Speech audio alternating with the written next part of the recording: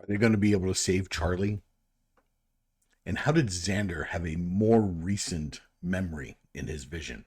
Welcome back. This is Sean's Take on Things. My name is Sean Redmond, and today my take is on the season finale of Orphan Black Echoes, episode 10, entitled We Will Come Again. So this is it. We've come through the entire season down to this episode, and we open with Kira and Eleanor going back into Kira's office with the scans that they retrieved in the previous episode. They load them up and print out the faces. They 3D print the faces. And of the 12 that they recovered, they got 11 of them. And Kira goes to work, or Eleanor goes to work, scanning them and matching them against a national database to identify them. But the 12th face is corrupted. They can't access the file. More on that in a minute. We get word that Craig is stable and with PJ, Lucy's ex. Lucy goes to meet Tom to get Charlie back, to trade herself for Charlie. And Tom doesn't want Lucy.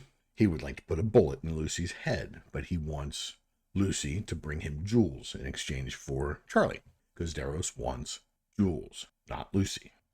Lucy goes back and tells Jack that Daros wants jewels. Jules overhears that and goes to trade herself to save Charlie. So Xander and Jules end up talking about family, what family feels like. And Jules does tell him that while her adoptive family was nice sometimes, it wasn't until she met Eleanor and Lucy that she really felt she knew what a family was. Xander then mentions that he saw the vision of his own death, and that was a more recent memory than he has had. And I think that's important. Put a pin in that when we get to my final thoughts. This is important, I think. So Jules goes to meet Tom, and Tom does, in fact, let Charlie go. So Tina, Jack, and Charlie decide to leave and get clear of the danger, to make sure that Charlie is clear of the danger. After a short conversation, Charlie does understand why Lucy can't go with them, even though she wants Lucy to go with them. And Jack does ask Lucy why she named herself Lucy, because she got to pick her own name. I had thought through this entire series that perhaps because the first skeleton that we have in a museum of what is considered the first Homo sapien is called Lucy. I had thought that that's why they called her Lucy, but she says it was a character in a book, and it was in a children's book where a character came to life. Lucy, the imaginary friend, came to life because somebody wished it, and so she named herself Lucy after the imaginary character that was brought to life. So Jack leaves without committing to whether or not Lucy would ever see him again, and that's the last we see of those three. The Quaker cult girlfriend Rona turns up at Kira's house and is surprisingly supportive of Kira, mentioning that Lucas had told her everything, and she is highly understanding.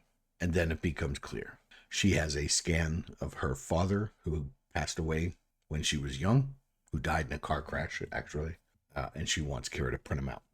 Kira refuses, says that the printer is broken and beyond repair. Excuse me. Rona then takes out her phone and plays the recording of her conversation with Lucas, where everything is explained that Kira is printing people, and human cloning is a crime that we've known since Kira's mother was cloned, or was a clone, sorry. Kira tells Eleanor about the conversation with Rona. She persuades Kira to tell Lucas. She does. We very quickly have Lucas turn up, having already broken up with Rona. So we don't know where Rona is, if she's going to actually announce to the world that Kira Manning is printing people. Like, we're not sure. But we have Lucas at a point where he looks to Eleanor and doesn't despise her out of hand, and would like to try to have a relationship with her as the woman that had been with him for the last 2 years. So we moved him along pretty quick in this episode. So Lucy and Xander go to Daros's complex to find Lucy, to find Jules. I'm not even sure if I said that right that time. Lucy and Xander go to Darros's compound to try and rescue Jules. Xander is more and more on their side. He lies to Darros and gets in. They get Lucy in. Kira goes to Darros's launch, quote unquote, launch of the Genius Project to delay him, to give them more time. So at the launch is when we all learn, and Kira learns, what Darros's plan is. And his plan is that he's taken 12 of the, what he claims to have done is taken 12 of the most intelligent kids he could find in the foster system and moved them into homes where they have the best advantage. What we know he's done is he's taken 12 of the smartest people of the last 50 years and printed out teenage copies of them and put them in foster homes to be raised as the next generation of geniuses. And Jules is one of those 12. 13, I guess, because there's 12 that aren't Jules. I can do math. So after a conversation with Darros, he finally leaves and gets on his helicopter. Kira texts back that he's on his way. Xander sends Lucy and Jules that way. He's got to go dismantle the printer or disable the printer. And on their way, they pass, I don't even know how to describe it, the rooms where the printouts were being educated or taught or brainwashed or whatever you want to say, where they had the pictures of Jules' grandfather being somebody else's grandfather on the wall. The beds looked like they actually had restraints. So they start taking the pictures so that they can use them as evidence and clues to figure out who the 12 are. And Darros shows up. Darros blames Lucy for corrupting Jules' mind, that she was perfect before Lucy poisoned her. And he takes out a gun and shoots Jules in the head and doesn't kill Lucy. He then introduces Lucy to the printout that's in the room that they were outside of, and it's a blonde Jules.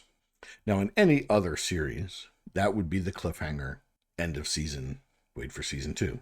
Not this show. We got one more for you this show.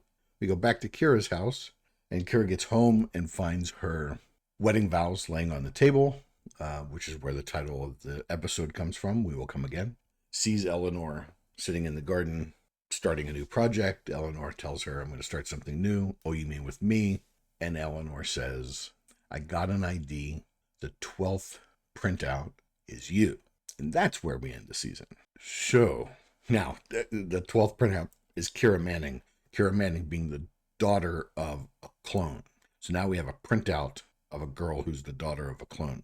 Like, I'm not even sure how that DNA works. But hopefully we'll get a season 2 to find out. Final thoughts.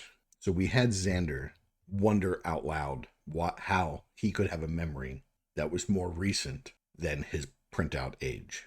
It's a hard thing to talk about. It's hard to say clearly. And what I think season 2 will be about, of course, season 2 will be about hunting down the 12 to know where they are. But I also think that Xander is a prototype where Darros printed him out at 18, but with all of the memories of the 60-year-old, assuming Darros is 60, of the grown-up old Darros, and that, as he stabilizes over the next couple of years, he'll remember everything.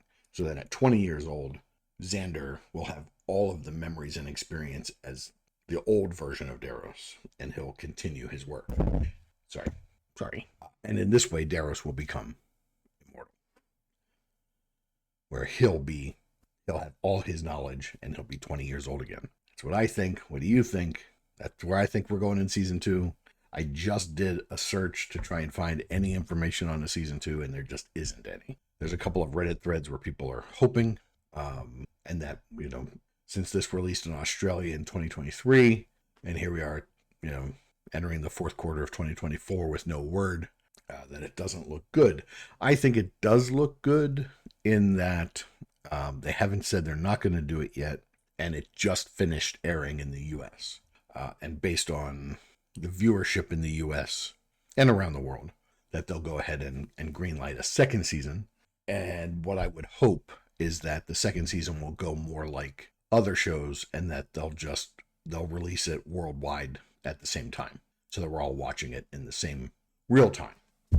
That's what I hope. And I hope that in the comments, one of you was telling me that there was an entire episode written around Tatiana Maslany being the clones from Orphan Black in this series, but a shooting schedule issue prevented that from happening.